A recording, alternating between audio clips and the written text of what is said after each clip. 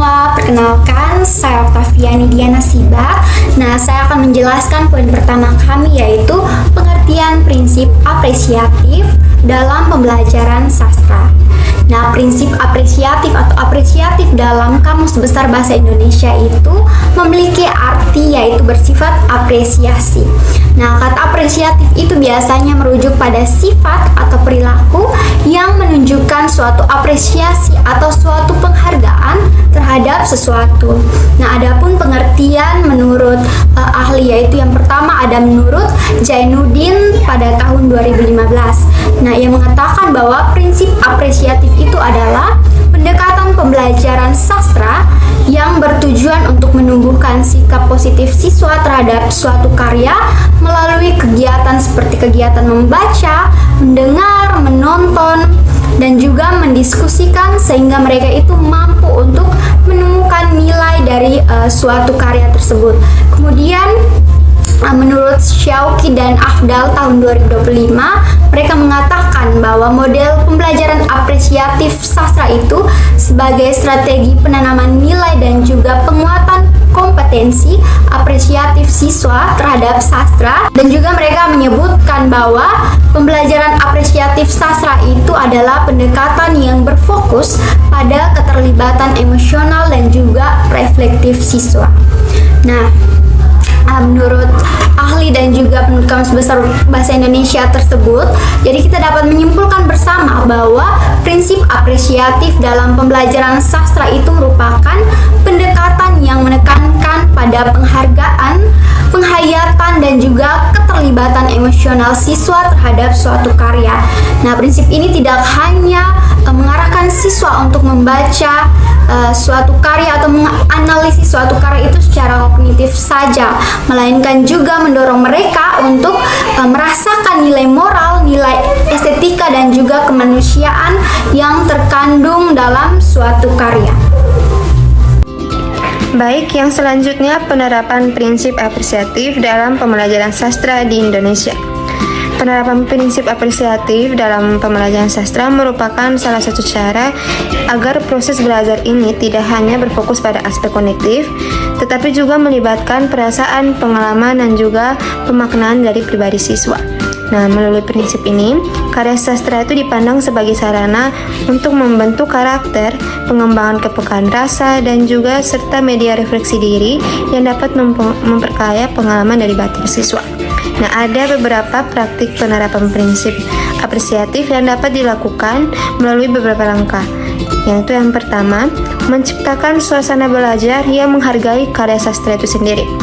Jadi, penerapan prinsip apresiatif dalam pembelajaran sastra dapat dimulai dengan menciptakan suasana belajar yang menghargai karya sastra, dan juga guru perlu menanamkan kepada siswa bahwa karya sastra itu bukan hanya sekedar bahan bacaan atau teks, tetapi harus dianalisis secara teoritis, melainkan sebuah karya seni yang lahir dari pengalaman batin, gagasan, dan nilai kehidupan pengarangnya.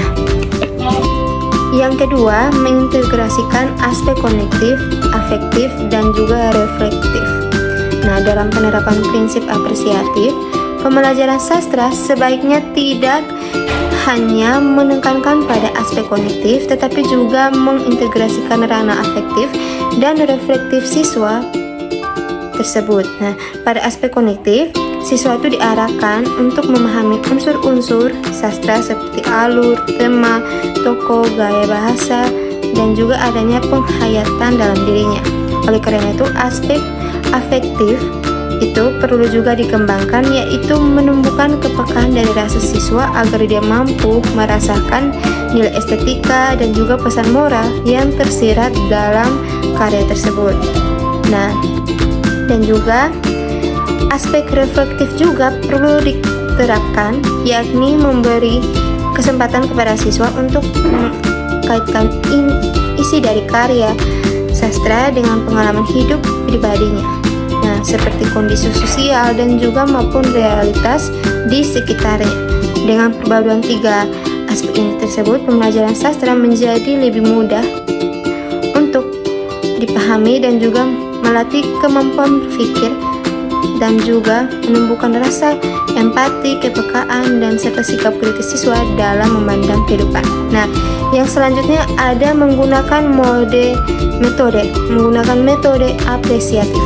Nah, penerapan prinsip apresiatif ini dalam pembelajaran sastra dapat diwujudkan dengan memanfaatkan berbagai metode apresiatif, yaitu yang memberi ruang bagi siswa untuk berinteraksi secara lebih utuh dengan karya sastra. Yang pertama, metode respiratif ini dilakukan dengan cara membaca, mendengarkan, atau menonton karya sastra. Nah, melalui pengalaman ini siswa itu memperoleh kesan seperti estetik dan juga sekaligus merasakan langsung emosi dan nilai yang bisa disampaikan oleh pengarang. Nah, dan yang keempat, memberikan ruang kebebasan untuk interpretasi. Nah, salah satu bentuk penerapan prinsip apresiatif ini dalam pembelajaran sastra adalah dengan memberikan ruang kebebasan interpretasi kepada siswa. Setiap karya sastra itu kan memiliki keragaman makna yang dapat ditangkap dengan berbeda oleh setiap pembaca yang tergantung dengan pengalaman hidupnya dan juga latar belakang serta kepekaan rasa pribadi masing-masing. Oleh karena itu, siswa itu perlu diberi kesempatan untuk menafsirkan isi, simbol maupun pesan dalam karya sastra secara bebas sesuai dengan pemahamannya. Dan yang terakhir, menghubungkan karya sastra dengan kehidupan nyatanya.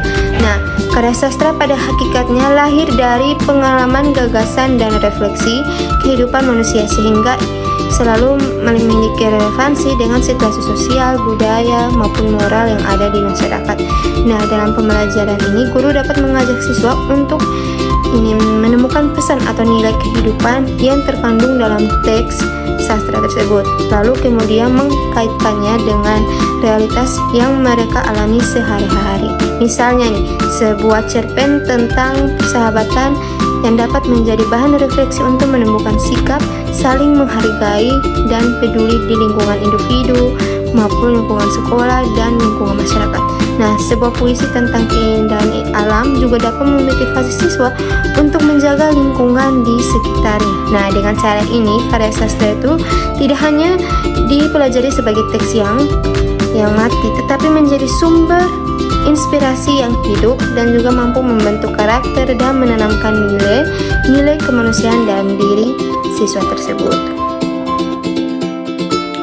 Baik, berikutnya kita akan membahas terkait dengan topik C, yaitu kendala guru dan siswa dalam mengimplementasikan prinsip apresiatif pada pembelajaran sastra di sekolah dasar. Nah, pembelajaran sastra sendiri menuntut peran aktif dari guru dan juga siswa agar karya sastra dapat dihayati secara estetis dan juga bermakna. Namun, di dalam implementasinya tidak menutup kemungkinan bahwa terdapat hambatan-hambatan dalam hal tersebut. Nah, hambatan tersebut muncul baik dari segi guru maupun dari peserta didik itu sendiri. Baik, selanjutnya, kendala yang dialami oleh guru dalam implementasi prinsip apresiatif dalam pembelajaran sastra di sekolah dasar, yaitu yang pertama, adanya keterbatasan kompetensi sastra. Nah, dalam hal ini, guru masih terbatas dalam kompetensi sastra, cenderung mengajarkan teori secara akademis. Hal tersebut merupakan pandangan dari Nirawati 2020. Dan pandangan tersebut dilengkapi lagi dengan pendapat dari Mardi 2025 yang menjelaskan bahwa guru itu kurang terampil memakai metode apresiatif serta imajinasi dari peserta didik itu sendiri. Nah, berkaitan dengan masalah tersebut, adapun solusi yang dapat dilakukan untuk mengatasi persoalan tersebut, yaitu yang pertama, peningkatan kompetensi guru melalui pelatihan dan workshop. Nah, guru perlu untuk mendapatkan pelatihan yang menitikberatkan pada pendekatan apresiatif dalam pembelajaran sastra, seperti pelatihan kreatif, misalnya teknik storytelling, pembacaan puisi, ekspresif, dan juga drama sastra, dan workshop bersama dengan sastrawan. Nah, hal tersebut berfungsi agar guru memahami proses kreatif penulis sehingga dapat menyampaikannya secara lebih hidup kepada siswanya ataupun peserta didiknya. Cara yang kedua yaitu, ataupun solusi yang kedua yaitu penggunaan metode pembelajaran apresiatif dan juga interaktif, di mana guru sendiri perlu memanfaatkan metode yang di mana metode tersebut melibatkan pengalaman langsung siswa dengan karya sastra, seperti dengan pembelajaran berbasis proyek, di mana siswa membuat antologi puisi ataupun naskah drama dari hasil membaca karya sastra. Yang kedua, lewat diskusi apresiatif. Dari diskusi tersebut, siswa akan membahas terkait dengan nilai, pesan, perasaan yang muncul dari membaca teks sastra. Dan berikutnya, pembelajaran berbasis performatif, di mana misalnya membaca puisi, mendeklamasikan, memerankan tokoh di dalam drama, ataupun memvisualisasikan cerita menjadi komik. Berikutnya yaitu solusi ketiga, di mana pemanfaatan media digital dan juga teknologi. Nah, pemanfaatan media digital ini dapat membuat pembelajaran sastra itu lebih menarik, kontekstual, dan sesuai dengan dunia siswa, di mana menggunakan aplikasi ataupun platform digital, sastra digital seperti Wattpad ataupun iPusnas untuk membaca karya sastra yang beragam. Berikutnya dengan memanfaatkan video pembacaan puisi ataupun pementasan drama di YouTube sebagai bahan apresiasi dari siswa itu sendiri.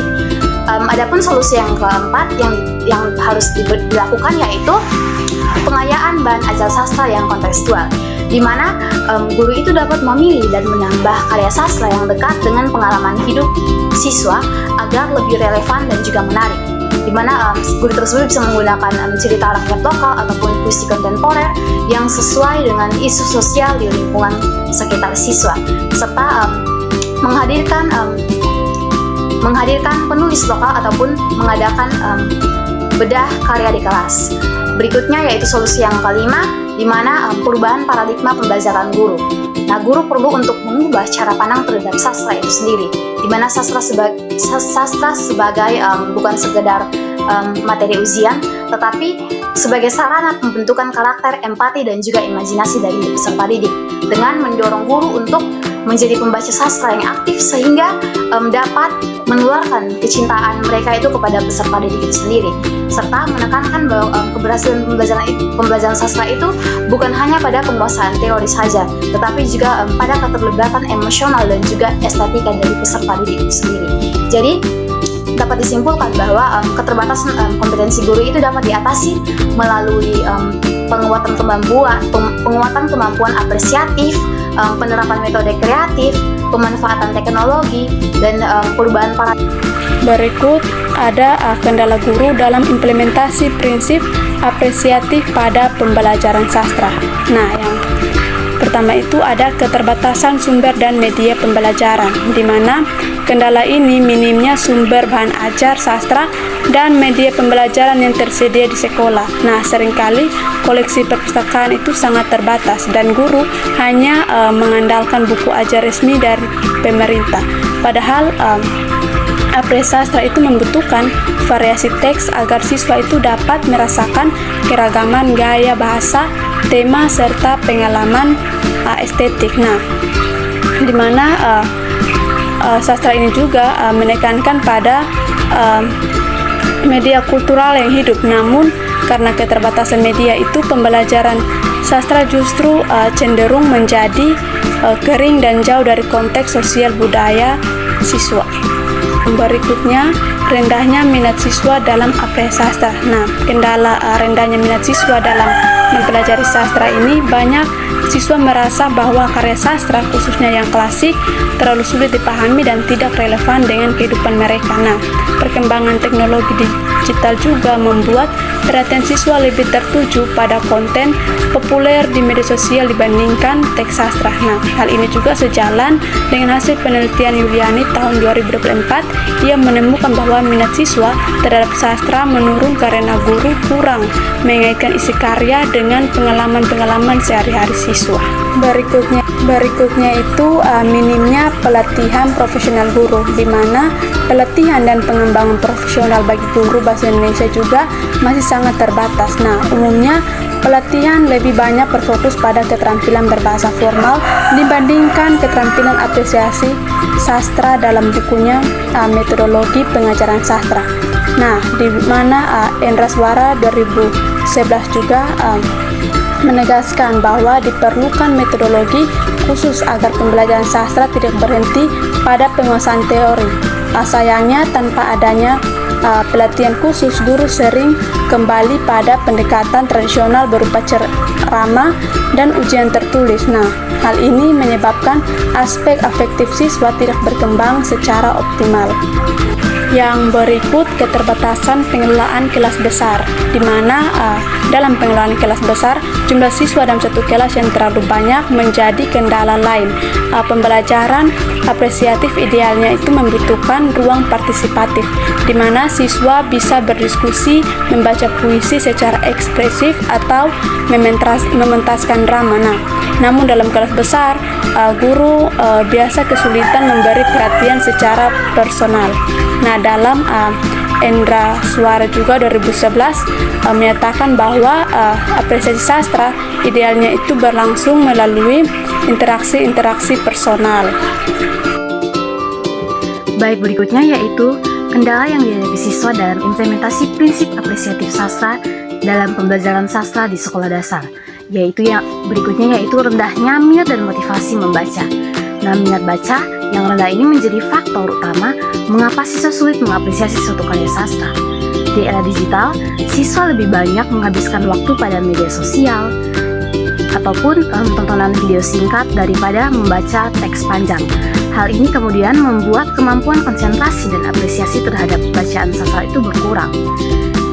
Adapun solusi yang dapat dilakukan untuk permasalahan tersebut, yaitu yang pertama, pemilihan bahan bacaan yang relevan dan menarik.